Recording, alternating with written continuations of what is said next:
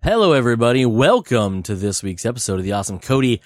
As usual, I'm your host, C.O.D.Y, and today we are continuing April's theme of awesome hardcore sci-fi movies. I think I narrowed the name down to. Anyhow, today we're talking about Battl Los Angeles. Now, you have to be careful because it's not Battle for Los Angeles, and it's not Battle of Los Angeles. It is known as Battl Los Angeles, also known as Battl LA. Internationally, had a really long title called World Invasion Battl Los Angeles. But if you're looking for it, Battl Los Angeles is the name of it. It was released in 2011.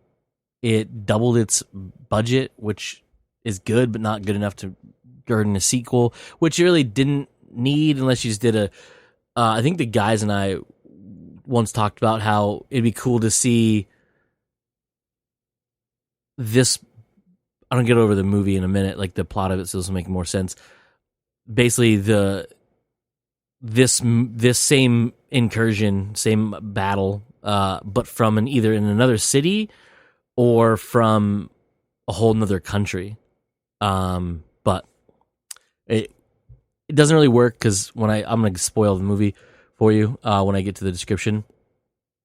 It just doesn't have the same punch because of what happens in this movie. Anyhow, so this movie, what is making that noise? There's a noise behind me. I don't know what it is.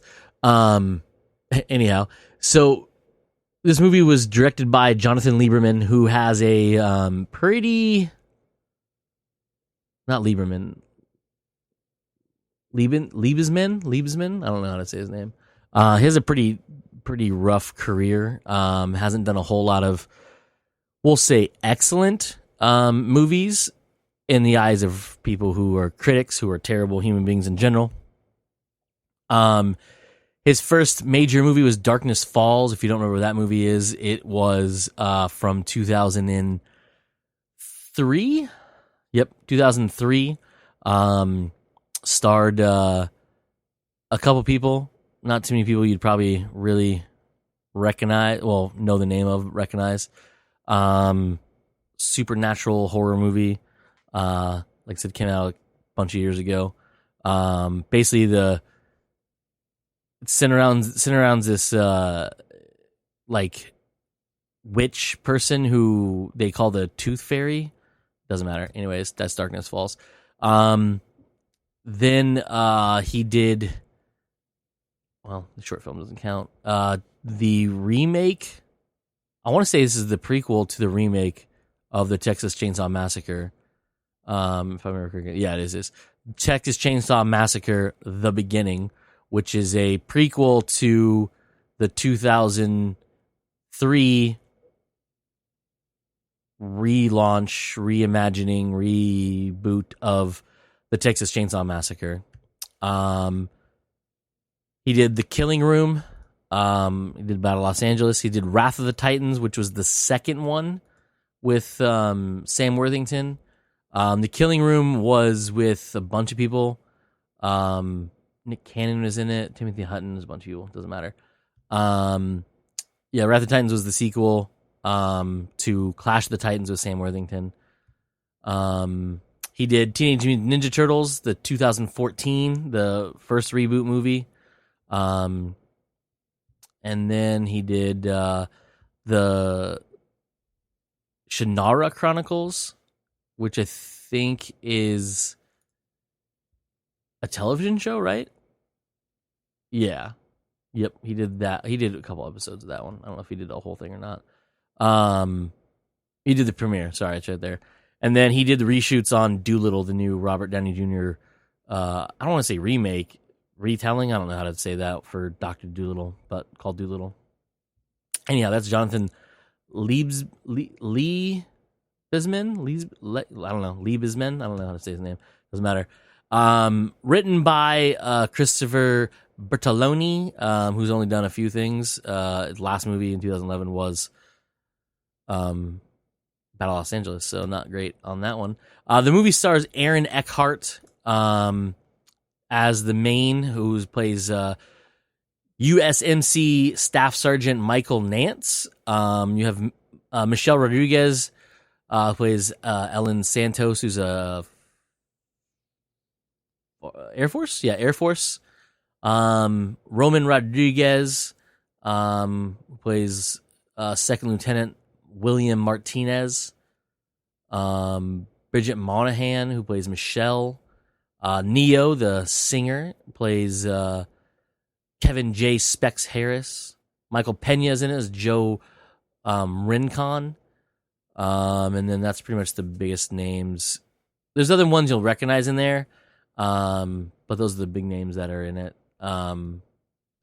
So yeah, that's your staff. That's your cast.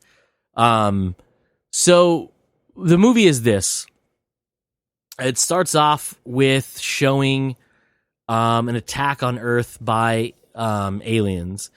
So this is how the movie starts off, showing you the devastation that's happening, and it is widespread over Los Angeles, everything from downtown Los Angeles down to Santa Monica Pier, all over the place. It's devastating. Anyhow, and then it jumps to 24 hours before any of this happens, and it's the setup for it is all done through exposition, which basically means background details, and then slowly gets to focus on it as it becomes more and more pointed to what you're in as the plot is running at that time. What I mean by that is it starts off the movie showing you the battle's already going on and we've already been invaded. Then it goes back 24 hours and it shows you Aaron Eckhart's character getting ready to sign or have his paperwork signed for his release after 20 years in the service because his body's not handling. He had a bad mission. Anyways, so on and so forth. I won't go into all the details. Let's go over the plot of the movie. And that part, I'll explain that. He was in his last tour in Afghanistan. He made a bad call. He got his entire squad killed, and he made it out alive, but not really whole, if you know what I mean. He's not like losing body parts, but he's not good.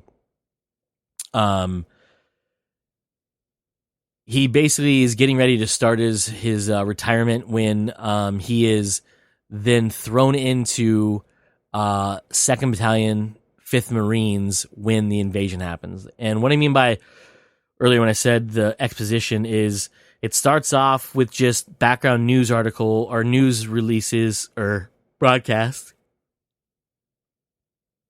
where you hear them talking about these meteorites are meteors that are going to impact the ocean off the west coast of California, way off the coast, like into the ocean. So they're surviving. Can be some weird waves and shit like that. So then, little while later, he is hold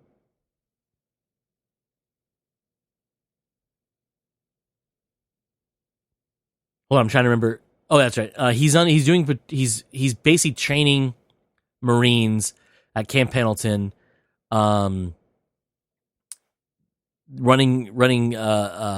drills and running in the sand like they would be in Iraq and stuff, or over in Afghanistan, not Iraq. He was in Iraq, and so some vehicles pull up, and all of him and his soldiers get pulled, and he's told that they are being sent out to help evacuate Los Angeles because the meteorites have now been shown that they're going to impact closer to the coast and maybe landing on land. They need to evacuate the greater part of Los Angeles.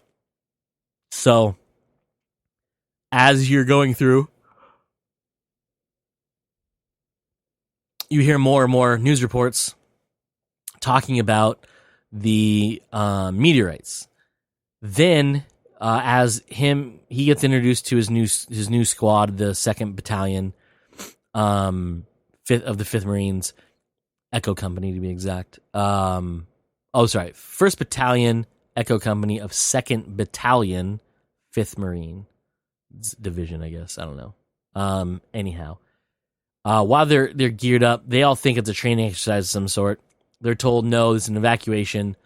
And they're like, okay. Well, the news breaks that while they're there, you see the emergence of the aliens.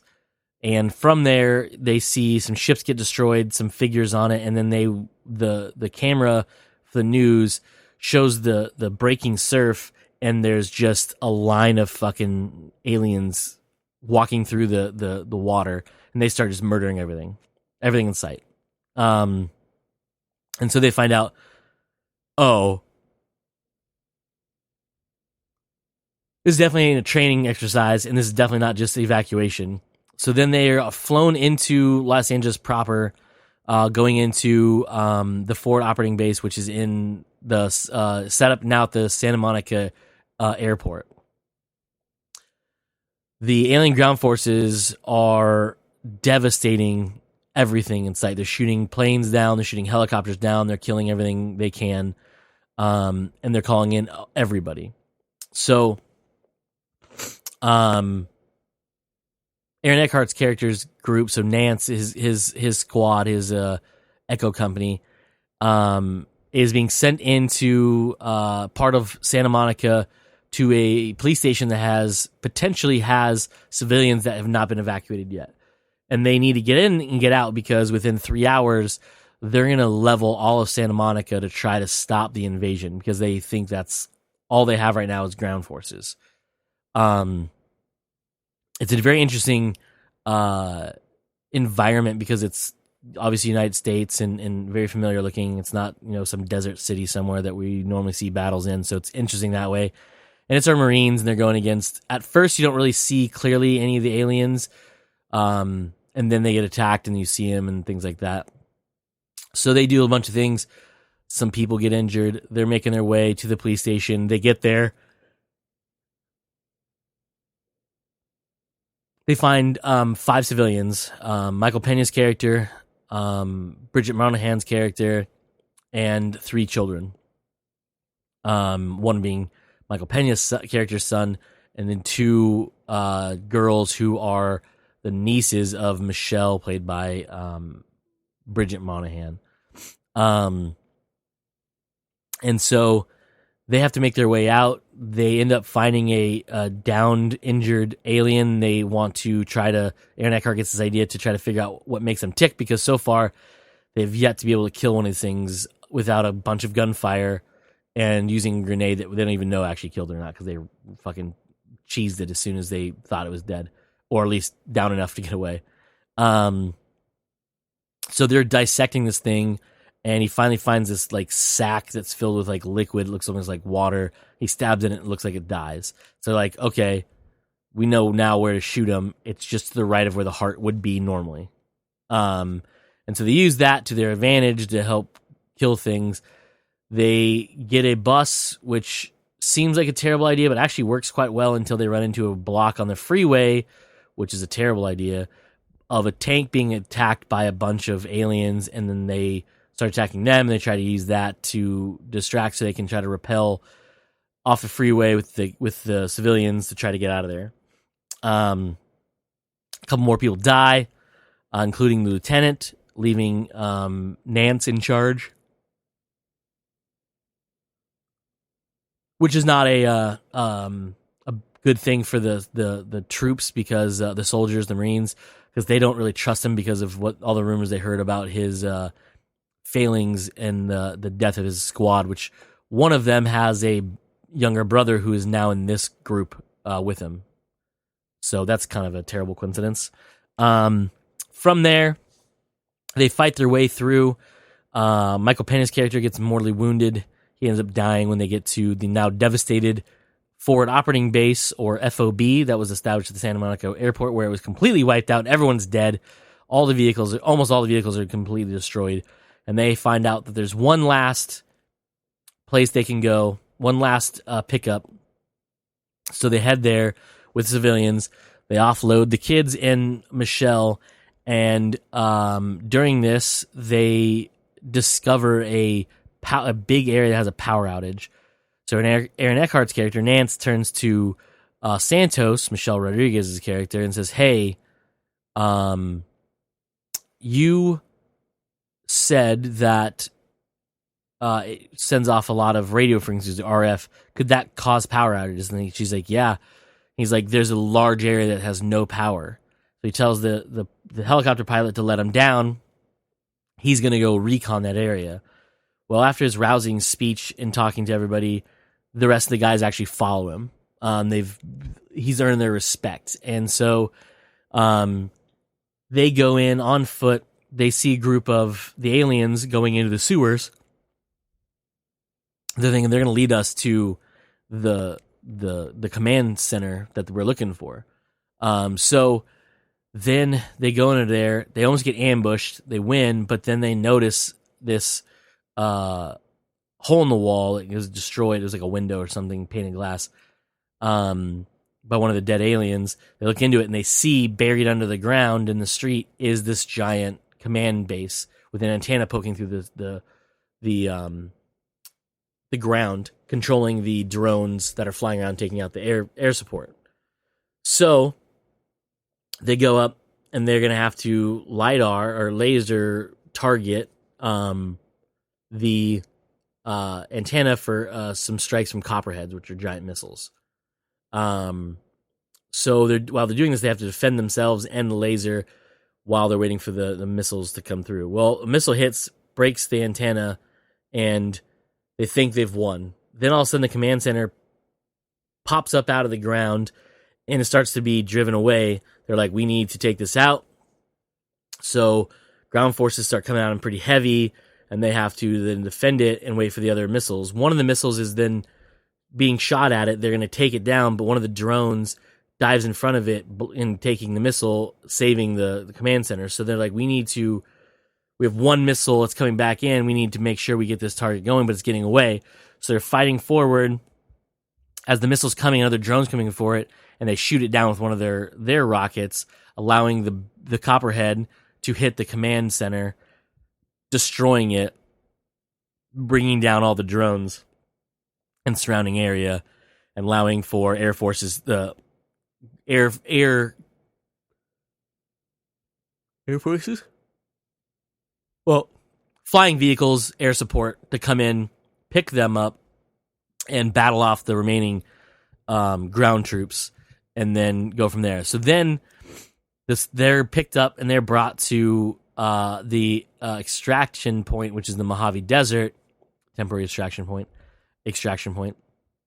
and they find out that because of what they did, everyone's now knowing how to what to look for, what to take out, and they're gonna go forward, and everyone's the battle is kind of leaning towards the humans now because we can now know how to take them out. Well, the commanding officer tells the group of them to go ahead, get some rest. There's chow, get some water in you. You've done a great job. Rest up. They're like, nah, bro, we just ate. We gonna go back out.